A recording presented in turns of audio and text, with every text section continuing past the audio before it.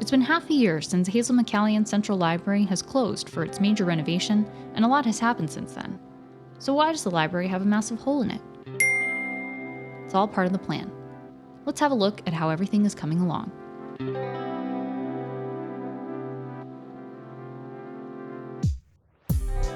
On our tour, we'll be joined by Laura Reed, manager of Central Library, and Michael Ferreira, project manager for capital design and construction.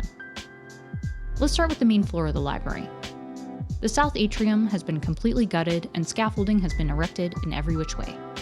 Now the main atrium can be developed into its new form. So we are as well having a large light installation as part of our public art that will be in both of the interior atriums. Yeah. So we're really excited about the light and beauty that's going to bring to the spaces. Noel Ryan Auditorium will undergo quite the transformation as well. When complete, the auditorium is going to feel much bigger and brighter. We've knocked out the two back walls to create the window openings to allow more of that natural light to inject inside the Noel and Ryan area. We've taken all the seating out, we're exposing the front of the stage and create the new front approach of the Noel and Ryan area. This will be open so that people can come in here and sit and have a coffee or study and make use of the space in ways they never could before. When you pass the welcome desk, the main floor will be mainly the children's floor, complete with children's collections, programming rooms, play area, and a children's innovation area. We're excited to bring the children's space up to the main floor. We'll have lots of space and lots of light. As you can see, it's very open. All the existing walls have been removed to create the open environment that it's going to become. When we jump up to the third floor, we see that it's really starting to come together.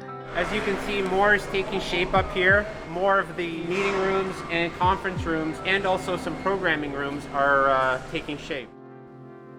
But on the fourth floor is where we solve the mystery of why there's a giant hole in the library, the Sky Reading Lounge. We're really excited to be adding this space looking out on Celebration Square. It's going to be a beautiful vantage point looking across Mississauga. And I envision people coming up here, grabbing a magazine off the shelf, and sitting in the Sky Lounge and just enjoying the space and enjoying the city. It also has that great flexibility that it can be part of the infrastructure, but also provide its own separate environment to host social gatherings, department retreats, and also the environment that can say, you know what, this is something that we can further develop if required. Imagine reading your new favorite book with the city as your backdrop.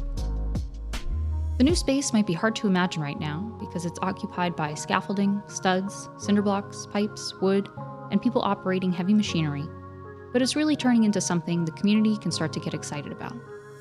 Stay tuned for future updates where we'll cover the progress of the gaming lounge, the teaching kitchen, the sound studio, the photo and video studio, and so much more.